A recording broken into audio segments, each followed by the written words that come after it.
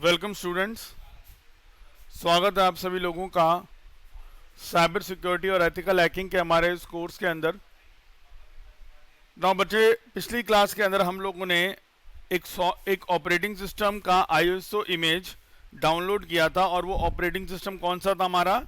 Red hat Linux. अच्छा, red hat Linux में पहले मैंने आपको बताया था कि पहले आपको रेड हैट वालों की वेबसाइट पे जाना पड़ेगा और जाने के बाद वहां पे अपना अकाउंट बनाना है। ठीक है, अकाउंट जो आप क्रिएट करोगे तो आप एक यूजर नेम और पासवर्ड दोगे। मैंने आप बच्चों को बोला था कि ये यूजर नेम और पासवर्ड अपना सेव करके रख लेना अलग से, ठीक है, क्योंकि आगे कहीं पे जाके हमें कुछ प्रैक्टिकल्स में इसी यूजर नेम और पासवर्ड की जरूरत पड़ेगी। तो आई थिंक सारे बच्चों ने अपना रेड हैट पे जो भी उन्होंने अकाउंट बनाया है उसका यूजर नेम और पासवर्ड उन्होंने सबने अपने पास नोट करके अलग से रख लिया होगा। ठीक है, अच्छा जी।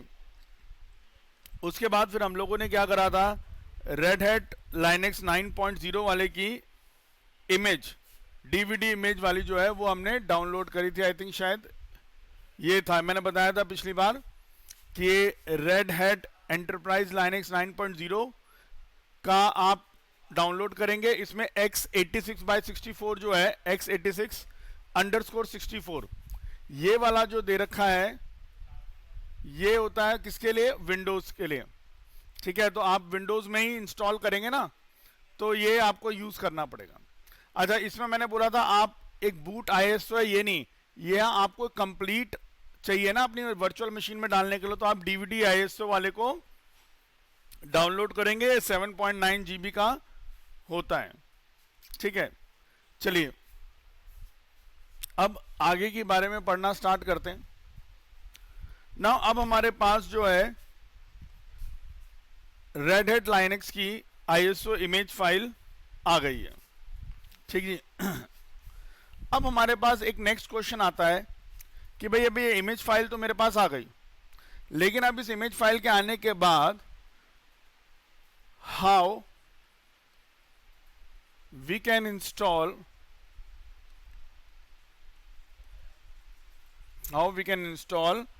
OS यानी हमारा operating system on my machine, अपनी मशीन में। भाई मैं ये ऑपरेटिंग सिस्टम अब इंस्टॉल कैसे करूंगा?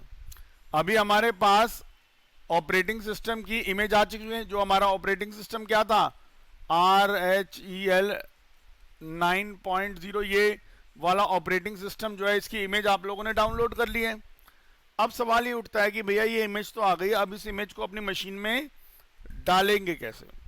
ठीक है, अब देखो यहां पे इस काम को हम ना 3 तरह से कर सकते हैं। अब कौन कौन से 3 तरह से आप इस काम को कर सकते हैं? देखिए, पहला तरीका क्या होता है कि आप इस ऑपरेटिंग सिस्टम की इमेज को, जो आपके पास ऑपरेटिंग सिस्टम की इमेज फाइल आई है, उस इमेज फाइल को आप किसी XYZ सॉफ्टवेयर के द्वारा, मतलब कोई भी सॉफ्टवेयर ले लीजिए, अभी बताता हूं क्या सॉफ्टवेयर होंगे, उनके द्वारा आप इस इमेज को CD में या DVD में या पेन ड्राइव में डाल लीजिए।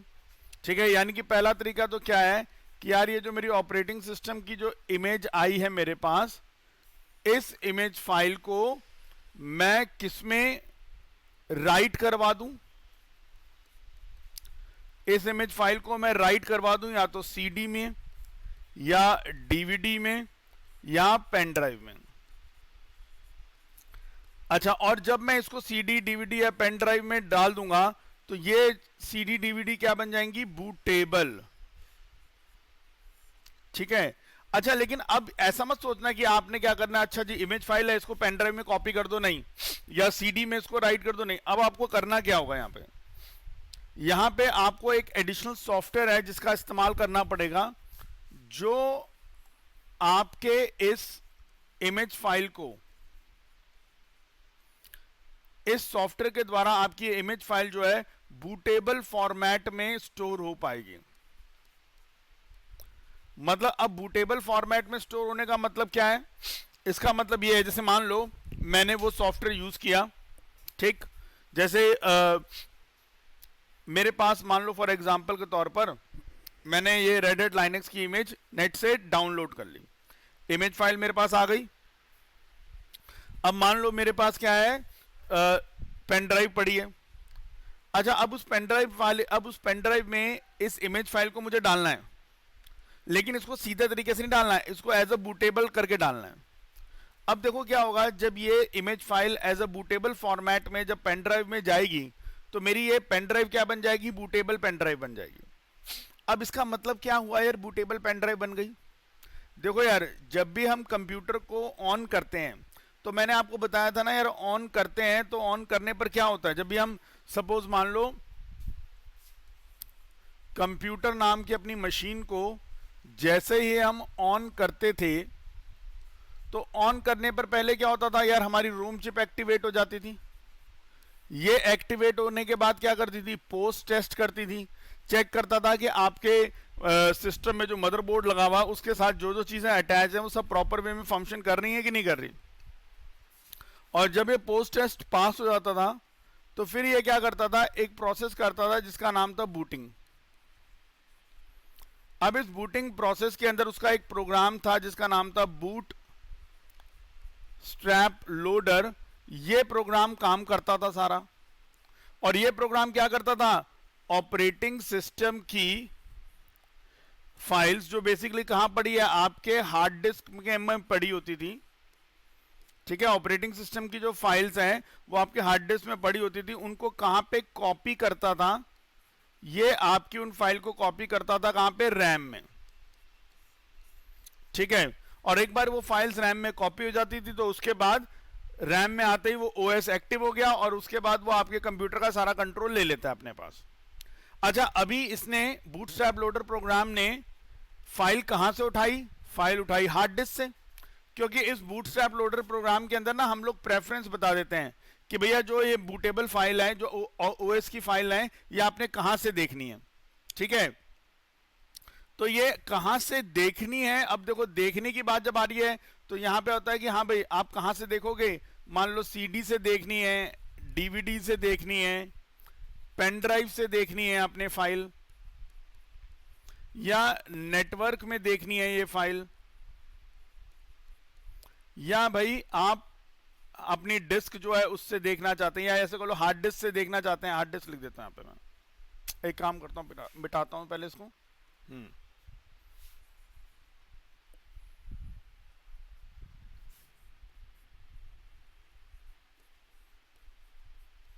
ठीक है, ऐसे सपोज मान लो प्रेफरेंसेस दे रखी होती हैं। अब जैसे मान लो बूटस्ट्रैप लोडर प्रोग्राम के पास ये सारी प्रेफरेंसेस दे रखी हैं।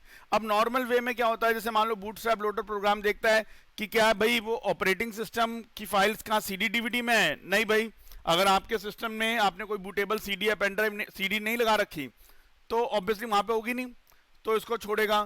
फिर वो देखेगा कोई बूटेबल पेन ड्राइव में तो नहीं है इमेज, बूटेबल पेन ड्राइव में भी नहीं है मान लो। फिर नेटवर्क में देखेगा, नेटवर्क में भी नहीं ऑप्शन बंदे ने चूज कर रखा, तो फिर लास्ट क्या करेगा, वो हार्ड डिस्क वाला जो ऑप्शन है उसमें से उठाता है यहाँ पे। लेकिन अगर मैंने यहाँ पे एक बूटेबल पेन ड्राइव बना ली, जैसे कोई जो सॉफ्टवेयर होते हैं इसके, उसका इस्तेमाल करके मैंने क्या करा, एक बूटेबल पेन ड्राइव तैयार कर ली। ठीक है, अब ये बूटेबल पेन ड्राइव बनाने के लिए ना हमारे पास बड़े सारे सॉफ्टवेयर होते हैं, जैसे एक है पावर आईएसओ, फ्यूज है, नीरो है, फेडोरा मीडिया राइटर, ऐसे बड़े सारे सॉफ्टवेयर हैं। तो मैं इनके नाम भी लिख देता हूं यहाँ पे। जैसे सॉफ्टवेयर मान लो हमारे पास क्या है, पावर आईएसओ है, और भी सॉफ्टवेयर है, जैसे मान लो एक है फ्यूज, एक सॉफ्टवेयर हो गया मान लो नीरो, ठीक है, और एक और हो गया जैसे जिसका मैंने नाम बोला फेडोरा मीडिया राइटर।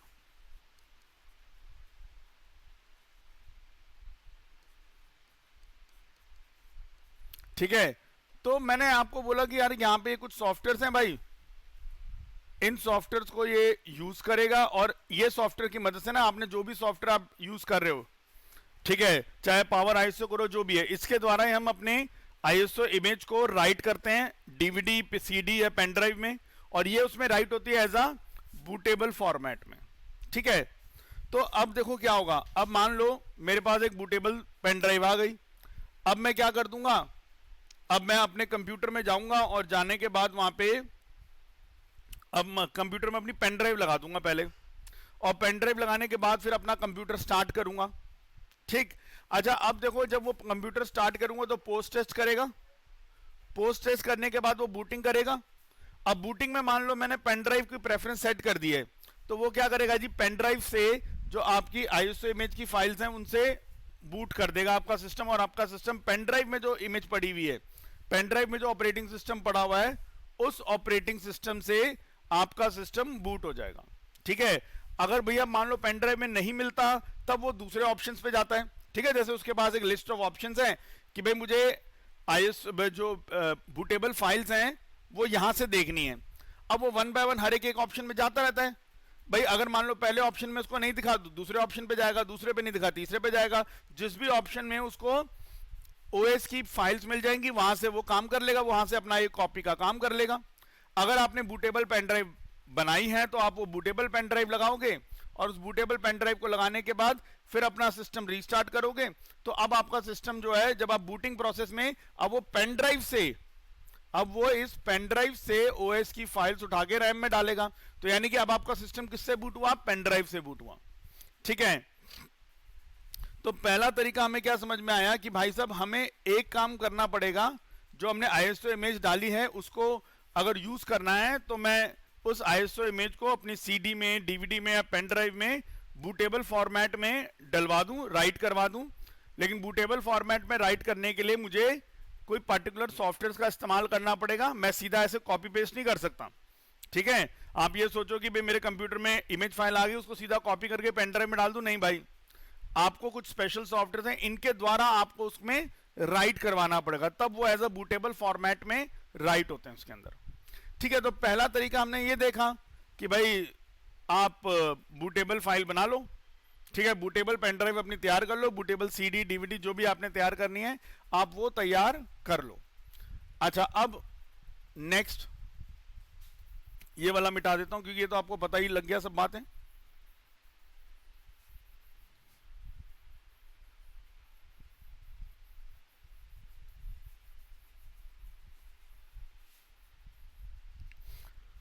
अब उसके बाद दूसरा तरीका, अब यहां पे क्या कर सकते हैं हम लोग, यहां पे देखो आप सेकंड वे जो है, सेकंड वे में आप क्या कर सकते हैं कि भैया आपके ऑपरेटिंग सिस्टम की जो इमेज फाइल है, ठीक है, तो यहां पे क्या होता है, एक सिंपल सी लाइन लिख देता हूं, that we can install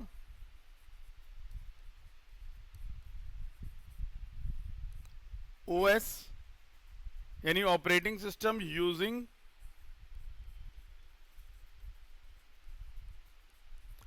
network installation server के द्वारा,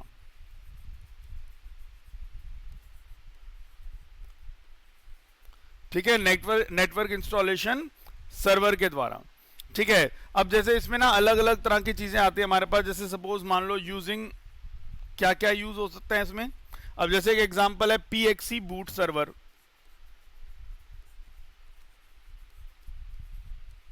ठीक है, आप PXE बूट सर्वर यूज कर सकते हैं, या और भी जैसे नाम है, मान लो एक है हमारा किक स्टार्ट सर्वर कहते हैं,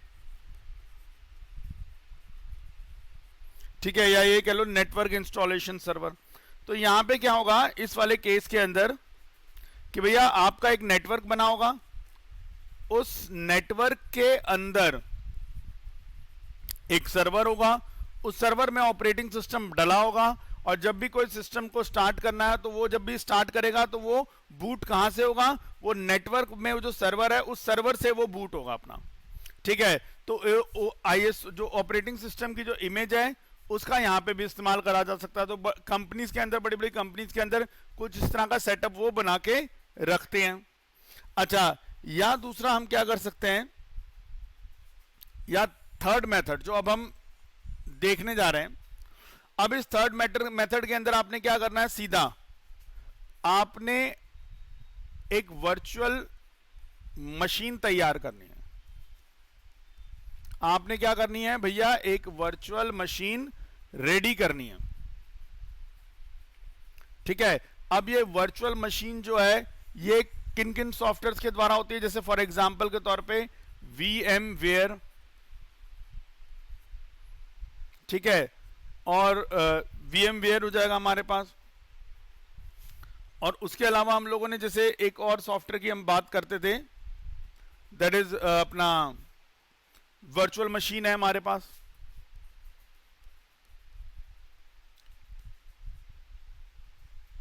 ठीक है, मशीन।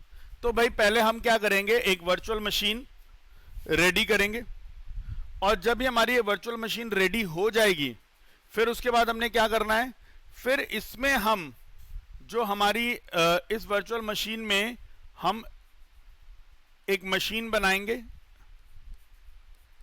और उस मशीन में हम अपनी ये क्या जो ISO इमेज फाइल जो है हमारे पास, इस इमेज फाइल को यूज करके इस मशीन में हम ये OS इंस्टॉल कर देंगे। ठीक है, तो तीसरा तरीका क्या है कि आप एक वर्चुअल मशीन बनाओ, ठीक है, जैसे VMware का सॉफ्टवेयर आपने डाल दिया या वर्चुअल मशीन का सॉफ्टवेयर आपने डाल दिया, फिर उस सॉफ्टवेयर के अंदर एक मशीन बनाओ और उस मशीन में इस ISO इमेज फाइल को इंस्टॉल कर दो, इससे ऑपरेटिंग सिस्टम इंस्टॉल कर दो यहां पे। तो यहां पे आपको कोई CD DVD की जरूरत तो पड़ेगी नहीं भाई, ठीक है, यानी कि आप यहां पे क्या कर सकते हैं, डायरेक्ट जो आपके पास ISO इमेज है, उस ISO इमेज से डायरेक्ट आप इस मशीन में ऑपरेटिंग सिस्टम इंस्टॉल कर देंगे। ठीक है जी। तो यहां पे बेनिफिट क्या हो जाएगा कि भाई मेरे पास ये मेरा सिस्टम है, ठीक है जी, इस सिस्टम में मैंने एक सॉफ्टवेयर डाल दिया, मान लो VMware का सॉफ्टवेयर डाल दिया।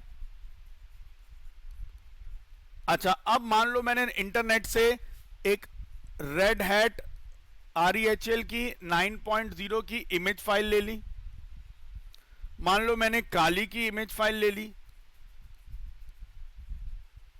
ठीक है। अच्छा, मान लो मैंने इसमें एक विंडोज 11 भी चाहिए था मुझे, मैंने विंडोज 11 की भी इमेज फाइल उठा ली। अच्छा, मान लो और एक और ले लेते हैं, क्या लें अपना यहाँ पे, सपोज मान लो एक पैरेट OS है, पैरेट लाइनक्स करके है, उसकी भी इमेज फाइल मैंने ले ली। अब मैं क्या करूंगा यहाँ पे, इसके अंदर ये जो VMware सॉफ्टवेयर है, इसमें मैं फर्स्ट एक मशीन बनाऊंगा। जैसे मान लो मैंने मशीन नंबर 1 बनाई, और इस मशीन नंबर 1 पे मैं क्या करूंगा, मैं ये मान लो REHL इमेज फाइल जो है वो इसमें लगा दूंगा। तो जब भी ये मशीन 1 में चलाऊंगा तो मुझे उसमें क्या दिखेगा, रेड हैट लाइनक्स का इंटरफेस नजर आएगा। ऐसे ही मान लो मैं यहां पे क्या बना दूं, मशीन 2 बना दूं एक इसी के अंदर, और जब भी, और उस मशीन 2 में मान लो मैंने काली लाइनक्स की इमेज सेट कर दी, तो इससे क्या होगा, अब जब भी मैं मशीन 2 चलाऊंगा इस सॉफ्टवेयर के अंदर, तो उसमें मुझे काली वाला ऑपरेटिंग सिस्टम मिलेगा। अगर मान लो मैंने इसी में एक मशीन 3 बना दी और किसी तरह मैंने उस मशीन 3 में जो है ये विंडोज 11 की इमेज डाल दी, तो जब भी ये मशीन 3 ऑन करूंगा तो वहां पे मुझे क्या मिलेगा, विंडोज 11 का एनवायरनमेंट मिलेगा। ठीक है, तो ये तीसरा वाला तरीका ही है हम लोग जो यूज करेंगे यहां पे अपना। ठीक, अच्छा, अब इसके बाद नेक्स्ट क्या करना है हमने यहां पे, तो अब हमें ये क्लियर हो गया कि भैया एक हमने काम करेंगे, वर्चुअल मशीन लेंगे और उसको इंस्टॉल करेंगे और उसमें अलग अलग मशीन्स बनाएंगे, और मान लो जब मशीन बनाई उसमें रेड हैट की इमेज को लगाया, और लगाने के बाद उसमें रेड हैट का हम यूज आराम से कर पाएंगे।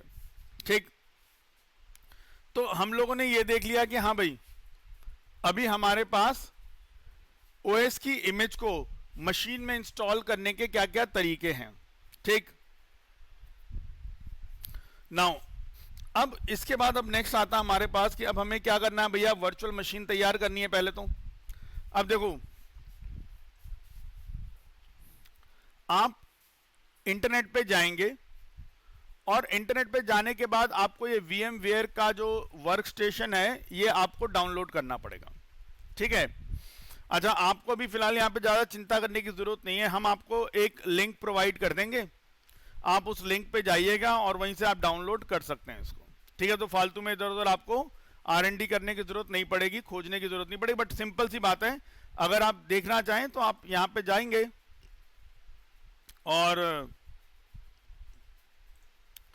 यहां मैंने इसको खोल दिया, यहां पे जाओ और जाके यहां पे अगर आप लिखते हो वीएम वेयर, जैसे आगे ना VMware work station download, work station pro download, इसको सेलेक्ट करो। देखो अलग अलग वेबसाइट्स आएंगी, आपको इनमें जाके चेक करना पड़ेगा कि किसमें आपको ऑप्शन मिल जाता है। मान लो जैसे एक टेक सपोर्ट है, यहां चले गए, यहां पे आपको दिख रहा है VMware work station pro 17.6.4, ठीक है। तो यहां पे नीचे हाँ ये कुछ डाउनलोड का ऑप्शन दिख रहा है, तो डाउनलोड पे चले जाएंगे। देखो दिख रहा है यहाँ पे VMware work station for Windows download, ठीक है। तो भाई आप उसको डाउनलोड कर लीजिएगा।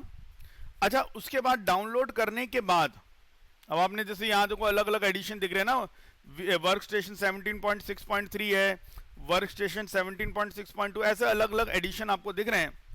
तो आपने जो भी अपना करना हो आप उसमें से डाउनलोड कर लीजिएगा, ठीक है। अब देखो यहाँ पे इसके कुछ वो बता भी रखे हैं, ऑपरेटिंग सिस्टम कौन सा होना चाहिए, फाइल साइज कितनी होगी, अभी तक इतने डाउनलोड्स हुए। तो आप यहाँ पे अपना VMware वर्कस्टेशन प्रो वाला आप अपना डाउनलोड कर लीजिएगा, ठीक है। अच्छा, अब डाउनलोड करने के बाद ना क्या होगा ना, अब आपको यहाँ पे एक चक्कर पड़ेगा, यहाँ पे वो आएगा की का, ठीक है। एक्चुअल में क्या होगा कि आपको एक की इसको प्रोवाइड करनी पड़ेगी ताकि आपका ये फुल फ्लेज चल सके, ठीक है। तो वो कीज भी आप नेट से खोज सकते हैं, बट जैसे मैंने आपको बोला कि ये सॉफ्टवेयर हम आपको प्रोवाइड कर देंगे, ठीक है, विद कीज के साथ। तो आपने उन कीज का इस्तेमाल करना है एंड देन मतलब जो भी उसमें से की है आप वो डालेंगे एंड आपका ये VMware प्रो वर्जन जो है वो फर्स्ट क्लास वे में चलने लग जाएगा, ठीक है। तो मैं आपको VMware का लिंक प्लस उसकी कीज जो डाल सकते हैं आप उसको एक्टिवेट करने के लिए वो भी आपको दे दूंगा, तो आपने बस उसको यूज कर लेना है।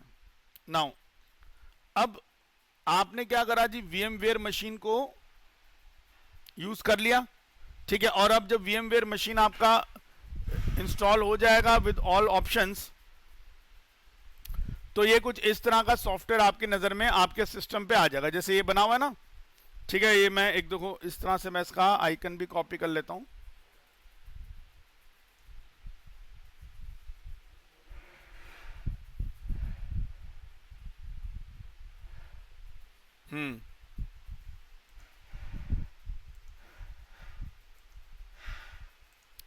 तो ये इस तरह से आपके सिस्टम में ये VMware वर्कस्टेशन का आ भी जाएगा। अच्छा, पिछली बार मैंने आप लोगों को दिखा भी दिया था कि मेरे सिस्टम में जो रेड हैट लाइनक्स की 9.0 की ISO image file already download हो रखी है। मैंने पिछली बार आपको तरीका भी बता दिया था, तो आई होप आप सब लोगों ने उस तरीके को इस्तेमाल करके मशीन डाउनलोड वो मतलब उसका RHL 9.0 की इमेज डाउनलोड कर ली होगी, ठीक है। बाकी अभी VMware सॉफ्टवेयर का आपको लिंक दूंगा प्लस कीज दूंगा, तो आप उनको यूज करके अपना इंस्टॉल कर लेना आप लोग आराम से। और अगर मान लो इंस्टॉलेशन में कोई दिक्कत परेशानी आ रही हो तो बता देना, देन एक बार उसको वैसे इंस्टॉलेशन भी दिखा देंगे। वैसे सिंपल है, ज़्यादा कोई हैवी स्टेप्स नहीं है उसको इंस्टॉल करने के लिए।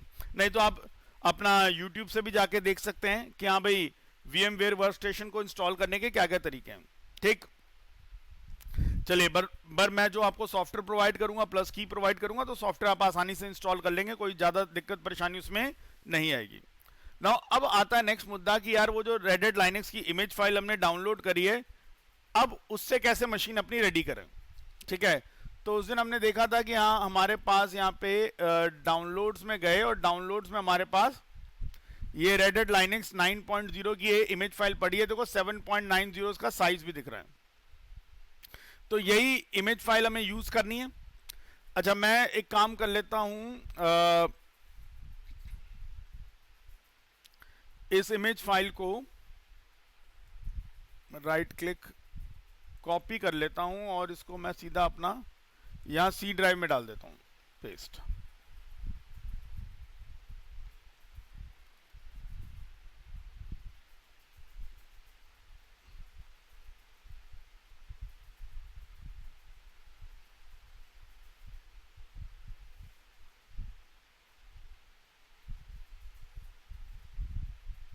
ठीक है, आप लोगों ने भी क्या करना है ना, जैसे मैं तो मेरे पास मैंने तो C ड्राइव है भी, आप जैसे अपना D ड्राइव में E ड्राइव में जो भी ड्राइव आपकी हो उसमें एक फोल्डर बना लीजिएगा रेड हैट लाइनक्स का, और उसमें ये डीवीडी फाइल डाल दो। मैं काम करता हूँ, फोल्डर ही बना देता हूँ, कोई बात नहीं। मैंने यहाँ से एक नया फोल्डर बना दिया रेड हैट के नाम से, और ये डीवीडी फाइल इसी के अंदर डाल देता हूँ। चलो जी, तो अब मेरे पास सी ड्राइव में रेड हैट फोल्डर है और उसके अंदर ये फाइल अवेलेबल है। ठीक है जी, अब इसको बंद करते हैं। नाउ अब मैं ये VMware सॉफ्टवेयर मेरा इंस्टॉल हो जाएगा। अब मैं इसको डबल क्लिक करके ओपन करता हूं। तो जी ये VMware सॉफ्टवेयर मेरा ओपन हो गया। अभी जैसे इसमें तो अभी ये काली का दिख रहा है, बट यहाँ पे अभी जैसे आपको ऐसे होम स्टार्टिंग में आओगे ऐसे होम नजर आएगा यहाँ पे। अब यहाँ पे होम में आपके सामने लिखा हुआ है create a new virtual machine, open a virtual machine या connect to a remote server. ठीक, तो फिलहाल अभी मुझे एक नई मशीन तैयार करनी है, तो मैं यहाँ पे चूज करूंगा create a new virtual machine. तो भाई मैंने इस पे जाके क्लिक कर दिया। तो this is my first step, create new virtual machine. तो एक काम करता हूं, मैं आपके लिए साथ साथ में स्टेप्स भी तैयार करता रहता हूं।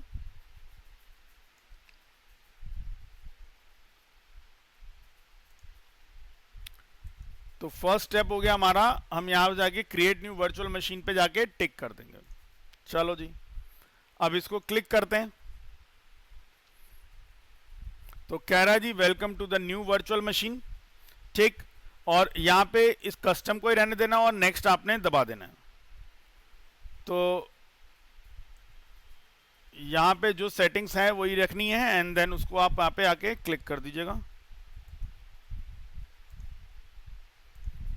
चलो, नाउ अब उसके बाद मैंने कस्टम ही रहने दिया, नेक्स्ट कर दिया। और यहाँ पे भी कुछ नहीं करना आपने, जो ऐसा एज इट इज वैसे रहने देना। अब आपने नेक्स्ट कर देना। यहाँ पे ये भी लगा देता हूं मैं।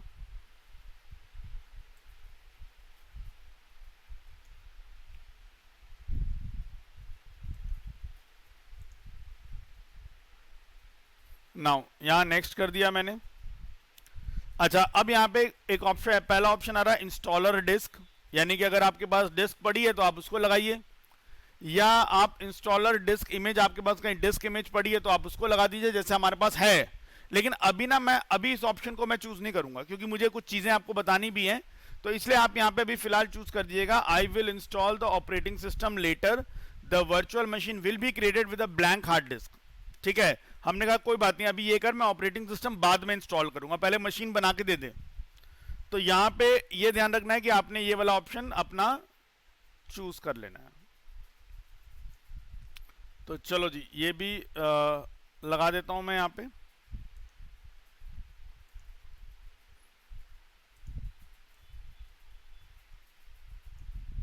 तो थर्ड स्टेप हमारा ये हो गया, I will install the operating system later, और फिर आप नेक्स्ट बटन दबा देंगे।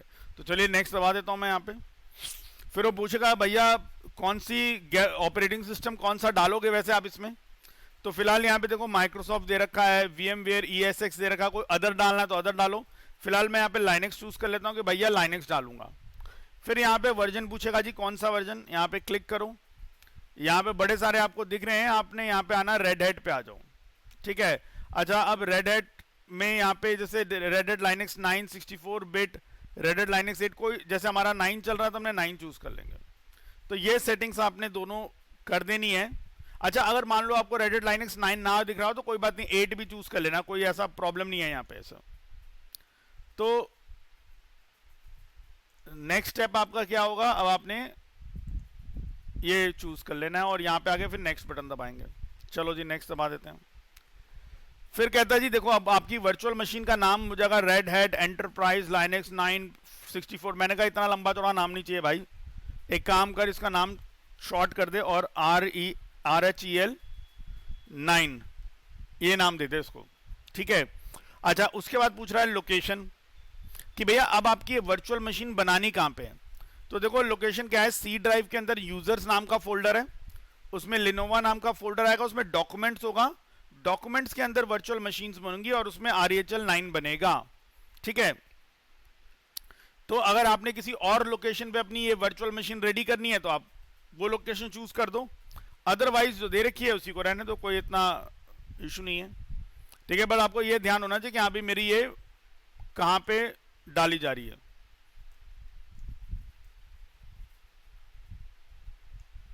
चलो, तो नेक्स्ट बटन दबाया भाई। अब वो पूछ रहा है number of processor two, number of core, जो यहाँ पे आ रखा है उसको एज इट इज रहने दो, उसमें कुछ नहीं करना। तो ऐसे रहने के बाद हमने इसको यहाँ पे पेस्ट कर देते हैं।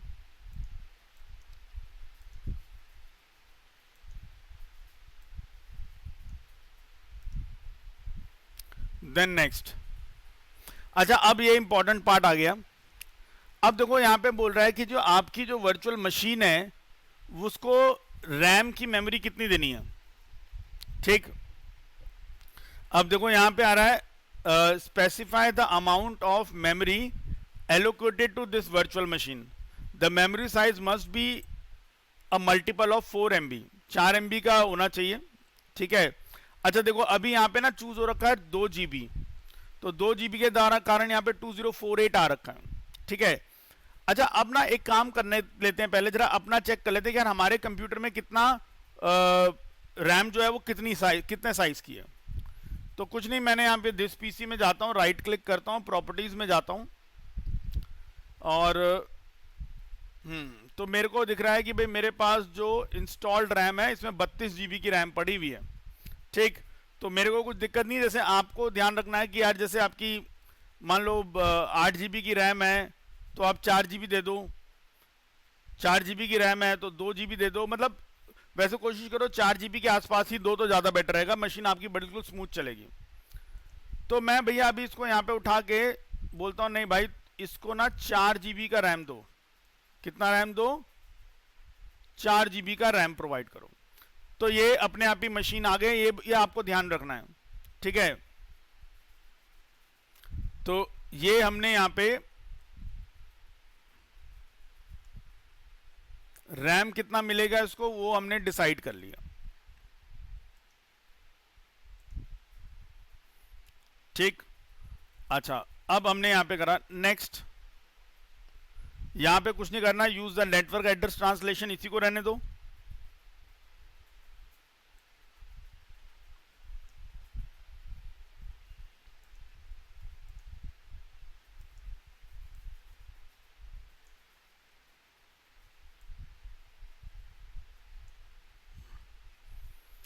ठीक है, नेक्स्ट करेंगे। यहां पे जैसे जो लगा हुआ है उसको आप LSI लॉजिक वही रहने दो, कोई इतना कुछ नहीं उसमें प्रॉब्लम। इनपुट आउटपुट कंट्रोलर की बात कर रहा है कि किसको as an input output controller रखें, तो आपने कुछ नहीं करना, जो उसमें रिकमेंडेड दे रखा है उसी को रहने दो अभी फिलहाल। नेक्स्ट करा। अच्छा अब यहाँ पे वर्चुअल डिस्क टाइप पूछ रहा है, यहाँ पे आप साटा चूज कर लेना। ठीक है, यहाँ पे क्या चूज कर लेना है आपने? साटा। इसको थोड़ा सा ध्यान रखना है कि आपकी डिस्क टाइप कैसी रहनी चाहिए, वो साटा वाली रहनी चाहिए। NVMe रिकमेंडेड लिखा हुआ, ये हम यूज करेंगे लेकिन कुछ आगे जाके प्रैक्टिकल्स के अंदर। ठीक है, क्योंकि आगे मैं आपको और भी बड़ी सारी चीजें समझाऊंगा, तो उस टाइम पे हम देख लेंगे NVMe का क्या है, जब हम पार्टीशन का कुछ एक टॉपिक पढ़ेंगे तब। फिलहाल अभी हमने इसमें क्या करा, अभी हमने इसमें साटा वाला ऑप्शन सेलेक्ट रखा, तो साटा सेलेक्ट करके नेक्स्ट कर दो। ठीक है, create a new virtual disc जो भी है।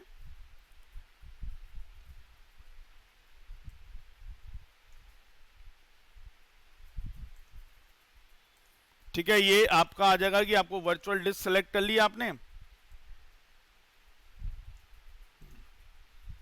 नेक्स्ट कर दो।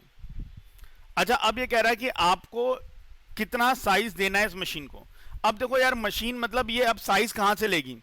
फिलहाल ये वर्चुअल मशीन मेरे कंप्यूटर में डली है और इस वर्चुअल मशीन के अंदर मैं एक रेडेड लाइनेक्स डाल रहा हूं, तो ये साइज पूछ रहा है कि भैया इसको कितना डिस्क स्पेस प्रोवाइड करना है।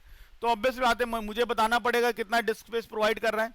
तो कह रहा है recommended size for Red Hat Linux is 20 GB। मान लो मैं फिलहाल अब इसको 30 GB कर देता हूं, तो सीधा ही आके 30 लिख देता हूं। तो मैंने यहां पे इसको साइज दे दिया 30 GB। तो ये आपको एक तो रैम के बारे में आपको यहां पे सेट करना पड़ा। ठीक है, और रैम के बाद आपको अपना क्या बताना पड़ा, हार्ड डिस्क का कितना स्पेस आपको देना है इसको। ठीक है, इसके बारे में भी आपको यहां पे क्लियर करना पड़ा। एक मिनट जरा इसको ऊपर लगा देता हूं ताकि तीनों एक साथ नजर आ जाए हमारे पास।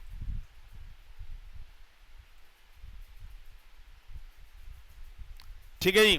नाउ अब नेक्स्ट कर दिया, यहां पे कुछ नहीं करना है, इसको मैं रहने देता हूं, सीधा इसको आप नेक्स्ट करो और ये आपको सारी इंफॉर्मेशन दिखा देगा।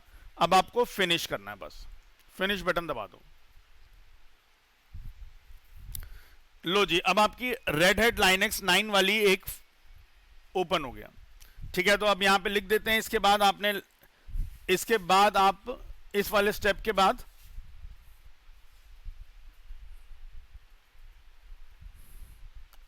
आपने नेक्स्ट कर लेना है एंड देन उसके बाद आप फिनिश कर देंगे। नाउ अब उसके बाद क्या होगा, अब देखो इस पूरे प्रोसीजर के अंदर ही जितना भी हमने काम किया, ठीक है, हमने 30 से स्टार्ट किया था, यस। तो फर्स्ट स्टेप में हमने क्या चूज किया, create a new virtual machine, ये हमारा फर्स्ट स्टेप था। फिर सेकंड स्टेप में हमने क्या बोला कि भैया कस्टम यानी कि हमारे हिसाब से बनाओ। अच्छा, तीसरे स्टेप में हम लोगों ने क्या कर दिया, यहां पे कुछ नहीं चूज करना है, यहां पे सिर्फ हार्डवेयर कंपैटिबिलिटी वर्क स्टेशन 17.5 मेरा सेलेक्ट होना चाहिए। फोर्थ स्टेप में हमने क्या करा, यहां पे उसको बोल दिया कि भैया मैं ऑपरेटिंग सिस्टम बाद में इंस्टॉल कराऊंगा, I will install the operating system later. ठीक है, ये चूज करा हमने फोर्थ स्टेप में। फोर्थ स्टेप के बाद फिर फिफ्थ स्टेप हमारा क्या है, यहां पे हमने इस फिफ्थ स्टेप के अंदर यहां पे पूछ रहा है विंडोज करना है लाइनेक्स करना है, तो हमने यहां पे लाइनेक्स चूज किया। और जो यहां पे पूरी लिस्ट आ रही थी, इस लिस्ट में से हमने क्या चूज कर दिया, अपना कौन सा वर्जन, रेड हैट लाइनेक्स 9 वाला वर्जन। फिर सिक्स स्टेप के अंदर हम लोगों ने क्या किया, यहाँ पे वर्चुअल मशीन का नाम क्या रखना है वो रख दिया, जैसे REHL 9 रख दिया मैंने यहाँ पे। और मेरी ये मशीन किस लोकेशन पे स्टोर होगी, जैसे अभी यहाँ दे रखा है सी ड्राइव के अंदर एक यूजर्स नाम का फोल्डर होगा, उसमें लेनोवा नाम का फोल्डर होगा, उसमें डॉक्यूमेंट्स नाम का फोल्डर होगा, उसके अंदर एक वर्चुअल मशीन नाम का फोल्डर बनेगा और उसके अंदर मेरी इस मशीन का डेटा REHL 9 आएगा। ठीक है, तो ये सिलेक्ट कर दिया, नेक्स्ट करा, या number of processor, core processor, total processor, ये आपको जैसा है वहीं रहने देना, नेक्स्ट बटन दबा देना। तो सेवंथ स्टेप में आपने ये करा, देन उसके बाद आपने नेक्स्ट दबा दिया। अब नेक्स्ट में आपने क्या करा, यहाँ पे अभी तक हमारा ये एक मिनट, कौन सा स्टेप हो गया था, 7। अब यहाँ 8 स्टेप में आपने क्या कर रहे हो, यहाँ 8 स्टेप में आप चूज कर रहे हो कि रैम कितना एलोकेट करना है। ठीक है, तो हमने यहाँ पे 4096 MB यानी कि एक 4 GB के करीब इसको रैम प्रोवाइड कर दी कि भैया ये अपने काम करने के लिए रैम 4 GB तक ले सकता है। ठीक, बाकी यहाँ पे इन्होंने बताया कि आप रैम मैक्सिमम मेरे सिस्टम में जो है उसके अकॉर्डिंगली 27.9 GB मैक्सिमम दे सकते हो, रिकमेंडेड 2 GB है, और गेस्ट OS उसकी मिनिमम रिक्वायरमेंट होती है 1 GB। तो आप यानी कि एक तरह से मिनिमम हो गया 1 GB, मैक्सिमम हो गया 27.9 GB, और बाकी एक रिकमेंडेड उसने 2 GB बोल रखा था बट मैंने 4 GB दे दिया। उसके बाद 9 स्टेप में आपने ये चूज करा नेटवर्क एड्रेस ट्रांसलेशन का, ये ना कुछ IP एड्रेस से रिलेटेड काम होगा, तो ये भी समझेंगे आगे क्या है, बट आपको यहाँ पे भी नेट ही चूज करना है।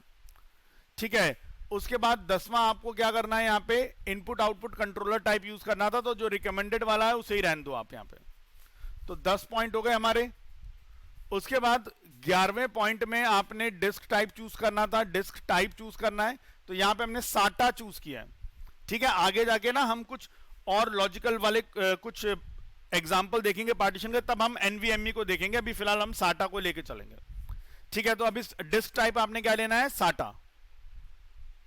उसके बाद create a new virtual disc 13 step में। अब आप ये चूज करोगे कि भैया जो मेरी हार्ड डिस्क है, जो मेरे कंप्यूटर में जो हार्ड डिस्क लगी है, उस हार्ड डिस्क का कितना एरिया इस मशीन को दे देना है, ताकि इस मशीन का जो भी डेटा है, जो इस मशीन का डिफॉल्ट डेटा होता है, या जो मैं डेटा इस मशीन के अंदर बनाऊंगा, वो सब कहां पे सेव होगा। तो हमने अपनी तरफ से यहां पे 30 GB का एरिया अपनी सिस्टम का इसको दे दिया कि ले भाई 30 GB का स्पेस ले ले। ठीक है, और उसके बाद नेक्स्ट दबाया, देन फिनिश। ठीक, अच्छा, अब इसके बाद क्या होगा, अब जब ये हो गया हमारा, तो हमारे सामने इस तरह से देखो ये मशीन खुल के आ गई। ठीक है, अब यहां पे हम क्या करेंगे, जैसे अब ये आ गई, देखो अब ऐसा कुछ बन के आ गया मेरे पास। देखो अब यहां पे मैं इसको पेस्ट कर देता हूं एक बार।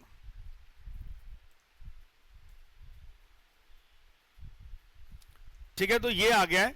और देखो यहाँ पे हमने मशीन का नाम क्या रखा था, REHL9 ना रखा था ना, तो यहाँ देखो नीचे यहाँ पे नाम आ रहा REHL9।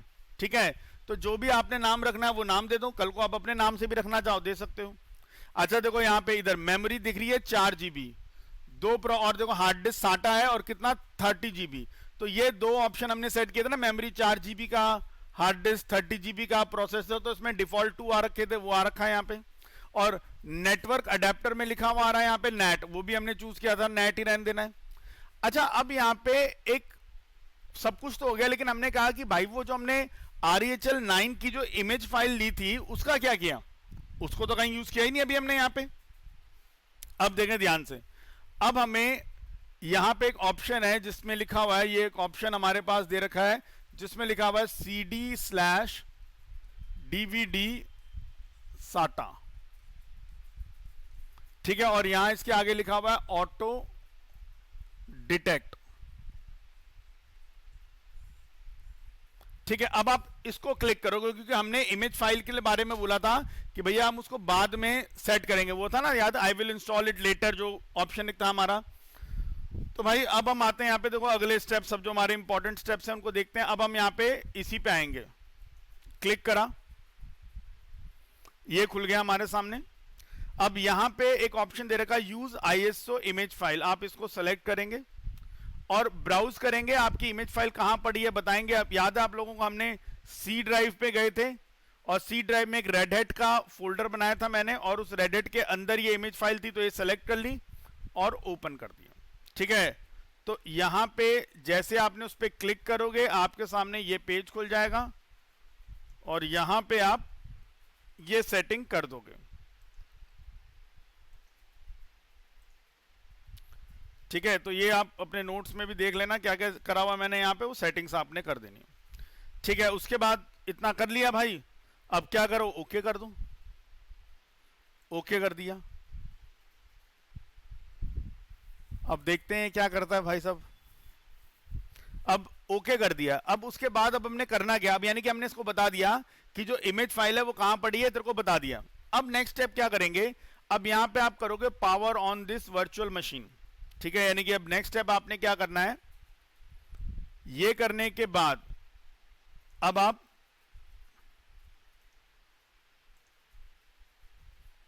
ठीक है, अब इसके बाद आपने ऑप्शन कौन सा चूज करोगे, power on this virtual machine, इस ऑप्शन को आपने यहां पे सेलेक्ट कर देना है। ठीक है, यानी कि यहां आपने तो ओके कर दिया, ये सिलेक्शन करने के बाद ओके कर दिया, देन उसके बाद ये स्क्रीन पे आके आप power on this virtual machine, ये ऑप्शन दे रखा है, इस पे जाके आपने क्लिक कर देना है। तो चलो जी अब हम कर देते हैं यहां पे power on this virtual machine. तो अब मेरा जो ये सॉफ्ट इंस्टॉलेशन का जो काम है वो स्टार्ट हो गया। ठीक है, तो यहां पे देखो 3 ऑप्शन आ गए, मैं इसमें से पहला ऑप्शन इस पे क्लिक करता हूं यहां पे और फिर अप एंड डाउन एरो की मेरी मूव कर जाएगी। ठीक है, आपने करना क्या है, माउस पॉइंटर को आप थोड़ा सा पास में लेकर आएंगे। ठीक है, और पास मतलब जैसे जैसे स्क्रीन पे ब्लैक वाली स्क्रीन है ना, माउस पॉइंटर को जैसे ब्लैक वाली स्क्रीन पे क्लिक करेंगे तो गायब हो जाएगा, और अब आपका कीबोर्ड से अप एंड डाउन एरो की इस पे चलने लगेगी। अच्छा, अब आपने इसमें क्या करना है, पहला ऑप्शन जो देख रहे हैं यहाँ पे जो पहला ऑप्शन है हमारा वो है install red hat enterprise Linux 9.0। आपने इस ऑप्शन को जाके अब आपको क्या करना है, सेलेक्ट कर लेना है। ठीक है, 1 मिनट,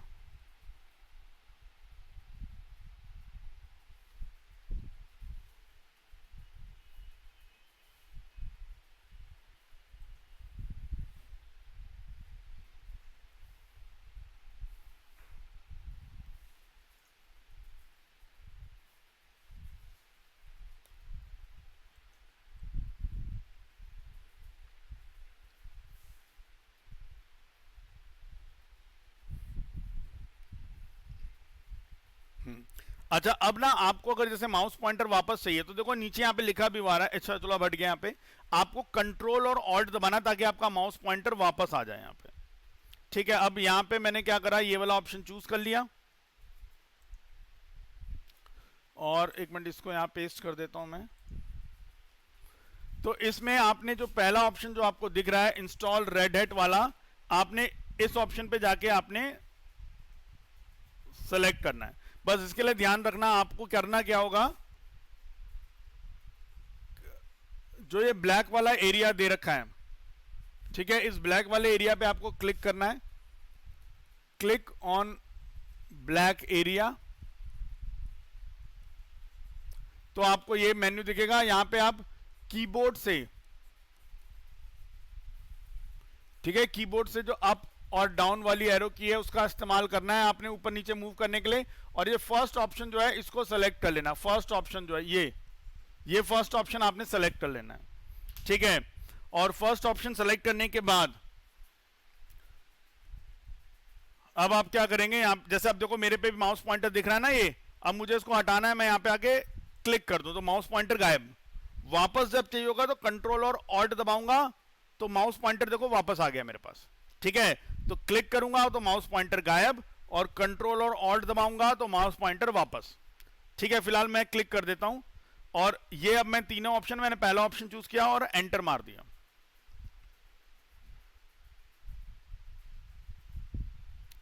अब चल रहा है इसका कार्यक्रम थोड़ा सा,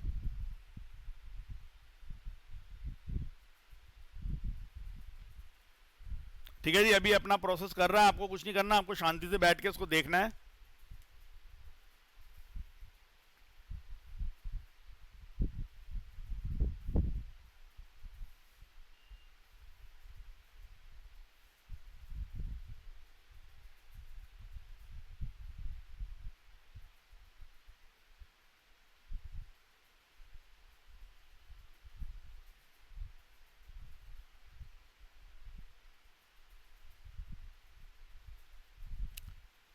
चलो जी, अब कुछ हो रहा है इसमें, देखते हैं आगे क्या क्या पूछ रहा है। हाँ, अब देखो, अब पहला यहाँ पे आ गया मेरे पास, कौन सी भाषा सेलेक्ट करनी है। तो हमने बोल दिया जी हमें तो भाई इंग्लिश वाली लैंग्वेज चूज कर दो, हमने इंग्लिश को सेलेक्ट कर दिया, ठीक है। तो एक काम आप यहाँ पे ये करेंगे कि भैया इंग्लिश वाला आप सेलेक्ट कर लेंगे,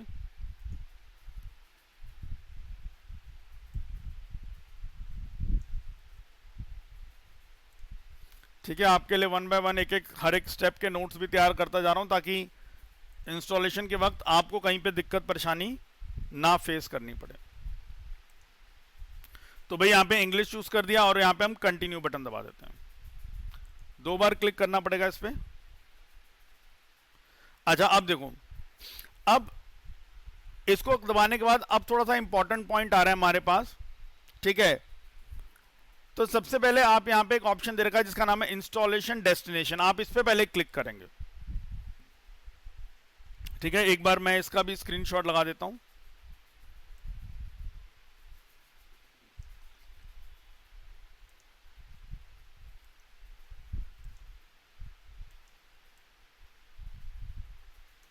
ठीक है, यहां पे आप सबसे पहले इंस्टॉलेशन डेस्टिनेशन जो ऑप्शन दे रखा है, आप पहले इस पे जाओगे, ठीक है। इंस्टॉलेशन डेस्टिनेशन पे गए और वहां पे जाके आप क्लिक कर देना, और देखो यहां पे अब आते हैं जरा इस पे वापस। तो ये इंस्टॉलेशन डेस्टिनेशन में मैंने क्लिक करा, मेरे को ये दिख रहा है। अच्छा, अभी यहाँ पे ना आपने कुछ चेंजेस नहीं करने, जैसा पढ़ा हो वैसे रहने देना। आगे जब हम पार्टीशन का टॉपिक पढ़ेंगे ना, तो उस समय देखेंगे भाई साहब इसमें क्या चेंज करना है क्या नहीं करना। बट फिलहाल जैसे अभी यहाँ पे दिख रहा है आपको कि आपको 30 GB का स्पेस मिला हुआ है, ऑब्वियसली मैंने 30 GB तो चूज करा ही है, वही मिला हुआ है। तो फिलहाल अभी आज स्टार्टिंग में ना, अभी आपको यहाँ पे कुछ नहीं करना। यहाँ ऊपर एक बटन बना हुआ है डन, आपने क्या करना है भाई साहब, ये डन वाला जो बटन है आप इसको क्लिक कर दीजिए। अच्छा, 2 बार क्लिक करना, क्योंकि ये एक बार में नहीं समझता ठीक है जी। तो आपको यहाँ पे इसको 2 बार दबाना पड़ेगा डन को। तो कोई चेंजेस यहाँ पे कुछ छेड़ना नहीं, यहाँ पे बस वहां पे जाना है और उसको डन दबा देना है। अब देखो, डन दबाने के बाद अब देखो यहाँ पे, अब यहाँ पे वो जो पहले यहाँ पे रेड कलर का कुछ लिखा हुआ था अब हट गया यहाँ से, और इंस्टॉलेशन डेस्टिनेशन अब सब कुछ सेट हो गया। अच्छा, इसके बाद अब आप नेक्स्ट स्टेप क्या करोगे, रूट पासवर्ड सेट करोगे। तो भाई आप यहाँ पे भी आ जाओ। अब देखो, रूट पासवर्ड देना है यहाँ पे। अब रूट को पासवर्ड देना है तो मैं दे देता हूँ, जैसे मान लो मैं 1 कुछ ऐसा देता हूँ सिंपल पासवर्ड, 1 2, अरे आजा भाई, 1 2 3,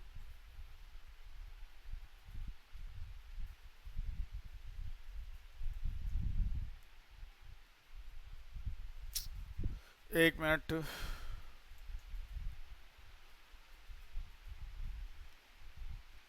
मैंने पासवर्ड दे दिया 123456।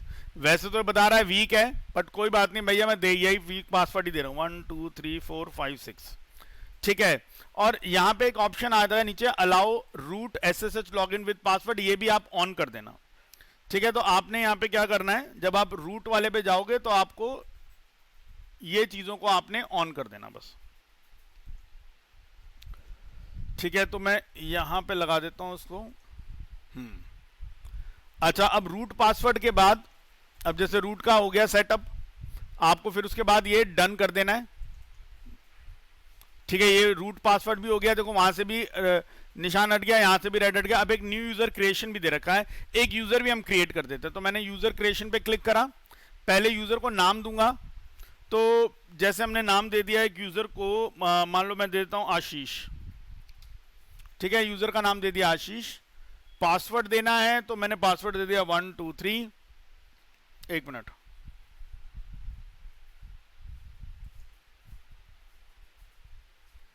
और कंफर्म पासवर्ड भी मैंने कर दिया 123।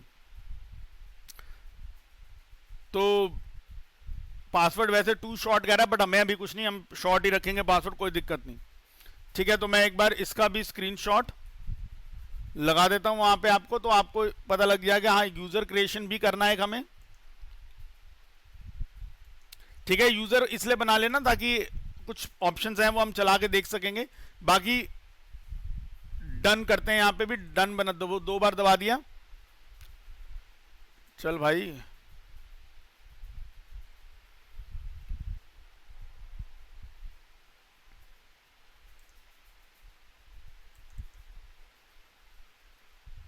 अच्छा, the password do not match. ओहो, यहाँ क्या पासवर्ड डाल दिया मैंने, 123। अच्छा, ये ज़्यादा डल गया, कोई नहीं, 123। ठीक है, अब ठीक है। ठीक है, पासवर्ड गलती से मेरे से नीचे वाला थोड़ा ज़्यादा बड़ा दब गया था, कोई नहीं, अब डन करता हूँ मैं यहाँ पे। अब आ गया ये। ठीक है, तो ये सारा कुछ ओके हो गया, सब कुछ डन। अब यहाँ पे ऑप्शन आएगा बिगिन इंस्टॉलेशन। तो मैं अब क्या करूंगा कि भाई साहब, अब ये बिगिन इंस्टॉलेशन वाला जो बटन है, अब ये दबा दूंगा बस। तो ये बिगिन इंस्टॉलेशन में आना है बस। ठीक है, तो बिगिन इंस्टॉलेशन में अब मैं कर देता हूं भाई, इसको बिगिन इंस्टॉलेशन कर देता हूं, सारी चीजें सेट कर दी है मैंने। अब ये मेरा इंस्टॉलेशन का काम हो गया स्टार्ट। थोड़ा सा टाइम लगेगा इसके इंस्टॉलेशन को होने में।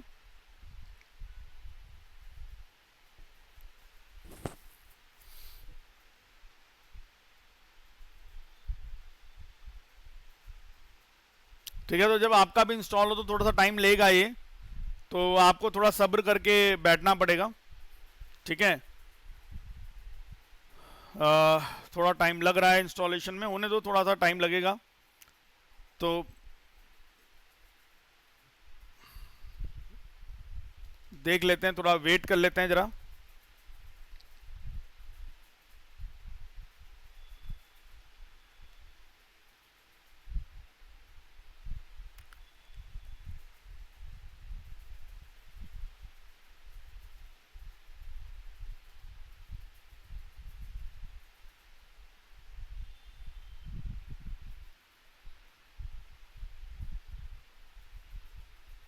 तो खैर, आपको देखो जितने भी स्टेप्स मैंने बताया, मैंने हर स्टेप का स्क्रीनशॉट लगा दिया, ताकि आप जब खुद अपनी मशीन में इसको करें तो वहां पे आपको दिक्कत परेशानी ना हो। अच्छा, मैंने 30 GB का स्पेस लिया है, तो जरूरी नहीं कि भाई साहब आप लोग भी 30 GB का लो। 20 GB रिकमेंडेड बोल रखा, 20 GB ले लेना, कोई आफत नहीं है। ठीक है, क्योंकि भाई मैं जिस मशीन पे कर रहा हूँ वो एक सर्वर मशीन है, उसमें स्पेस बहुत ज्यादा है। ठीक है, जैसे आपने देखा भी था, रैम भी हमारे पास 32 GB की रैम डली हुई थी यहाँ पे। तो आप जो है जब आप करोगे तो जो रिकमेंडेड सेटिंग्स दे रखी हैं, जरूरी नहीं है आपको रैम 4 GB की लेनी है। हाँ, 4 GB की ले लोगे तो थोड़ा स्मूथली वर्क करेगा, लेकिन उसमें होगा क्या, जिस टाइम पे आप ये अब जैसे मान लो आपकी रैम ही 4 GB की, आपने 4 GB अलॉट कर दिया, तो जिस टाइम पे वर्चुअल मशीन चल रही होगी उस समय दूसरे चीज़ों के काम आपके थोड़े स्लो हो जाएंगे। स्लो क्या, हो ही नहीं पाएंगे ढंग से। तो अगर 8 GB की रैम है आपकी, तब आप 4 GB दे दो, और नहीं अगर आपको लग रहा है कि भाई 4 GB की रैम है मेरी, तो 2 GB रिकमेंडेड बोला हुआ था उन्होंने, तो आप 2 GB भी अलाउड करके काम आगे चला सकते हो अपना। तो इतना कोई खास आपको परेशानी नहीं होगी। ठीक है, अब जरा एक मिनट होने दो इसको पूरा सेटअप को पूरा।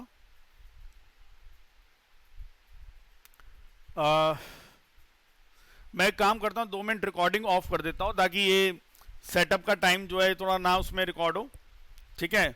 तो जैसे सेटअप पूरा कंप्लीट हो जाएगा फिर मैं रिकॉर्डिंग दोबारा से ऑन कर दूंगा। तो अभी थोड़ी देर के लिए मैं रिकॉर्डिंग पॉज कर रहा हूँ,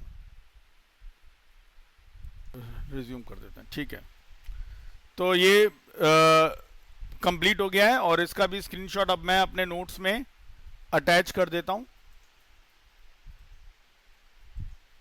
ठीक है। ये आ जाएगा। अब आपने यहाँ पे जब पूरा कंप्लीट हो जाएगा तो रीबूट सिस्टम वाला ऑप्शन आपने क्लिक कर देना है, ठीक है। तो मैं अब वही रीबूट सिस्टम दबा रहा हूँ। अब ये फटाफट सिस्टम को रीबूट करके मेरी मशीन स्टार्ट कर देगा। तो देखो अब मेरी मशीन यहाँ पे स्टार्ट हो रही है,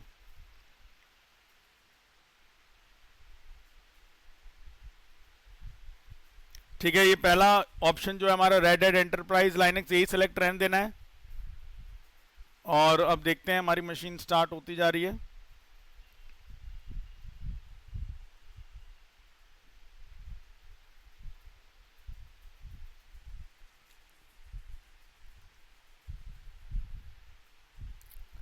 ठीक है। अब देखो यहाँ पे मैंने एक यूजर बनाया था आशीष वाला, वो आ गया यहाँ पे।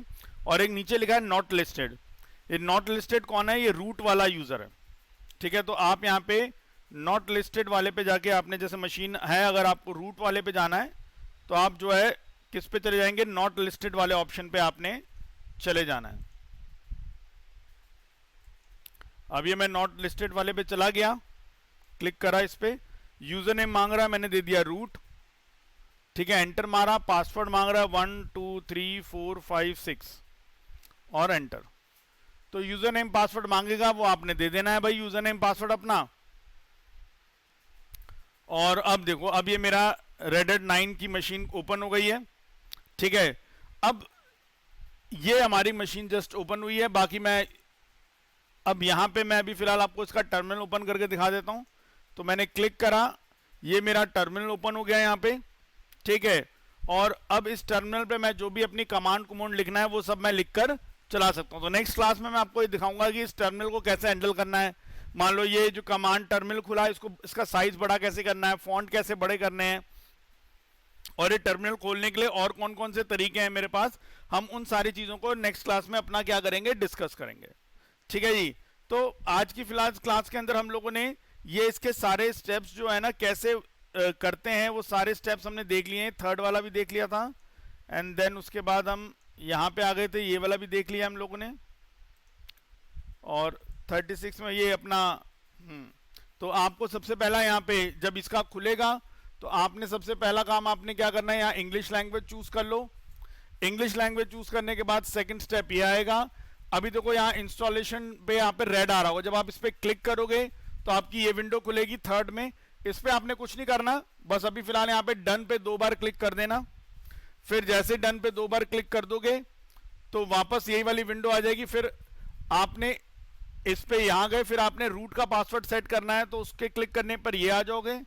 यूजर क्रिएशन में आपने यहां आना है, और जब ये सारे काम सेट कर दोगे तो लास्ट में आपका ये वाली विंडो आ जाएगी। तो जैसे थर्ड हो गया, मान लो ये कर देते हैं फोर्थ, फिफ्थ। जब ये सारा काम कर दिया तो सिक्स्थ ऑप्शन आपका ये आएगा। और यहां आने के बाद आपने फिर लास्ट में क्या करना है, यह जो दे रखा है ना बिगिन इंस्टॉलेशन, इसको आप क्लिक कर देंगे। और बिगिन इंस्टॉलेशन क्लिक करने पर आपका ये इंस्टॉलेशन चलेगा, थोड़ा सा टाइम लेगा। जब खत्म हो जाए तो आप रीबूट सिस्टम पे कर देना। फिर जब आपका सिस्टम स्टार्ट होगा, एक तो आपने आशीष नाम का यूजर बनाया है वो आएगा, एक नॉट लिस्टेड पे आप जाओगे तो फिर आपको अपना यूजर नेम देना पड़ेगा। जैसे मैंने अभी अपना यूजर नेम क्या दिया, वहां पे रूट रखा था, और पासवर्ड देना पड़ेगा। तो जब आप ये यूजर नेम और पासवर्ड दे दोगे तो फिर आप अपनी मशीन में लॉगिन हो जाओगे, ठीक है। तो ये यूजर नेम पासवर्ड देने के बाद आप जब वापस अपनी मशीन पे जाओगे तो आपको इस तरह का इंटरफेस आपके सामने नजर आ जाएगा। तो बस अब आपका मशीन में आपकी मतलब एक तरह से मशीन के अंदर एंट्री आपकी हो गई, ठीक है जी। तो ये आपका ये सेटअप रेडी हो गया। तो ये था हमारा रेड हैट लाइनक्स को इंस्टॉल करने का। बाकी एक VMware का जो लिंक है वो आपको आज भेज दूंगा मैं, ठीक है। आप भी अपना ये VMware इंस्टॉल करके और ये अपना सारा सेटअप कर के रेडी हो जाना, बिल्कुल। ताकि नेक्स्ट क्लास से जब हम लाइनक्स से रिलेटेड अंदर कमांड्स को ऑपरेट करना स्टार्ट करें तो आप सबके पास सिस्टम अवेलेबल होना चाहिए, ताकि आप लोग भी उसको साथ साथ में प्रैक्टिस करके देख सको। ठीक है जी, तो चलिए बच्चों, आज की क्लास हम यहीं फिनिश करते हैं। आई होप आपको आज की सारी बातें समझ में आई होंगी। मिलते हैं आपसे अगली क्लास में, तब तक के लिए goodbye, take care and have a nice day.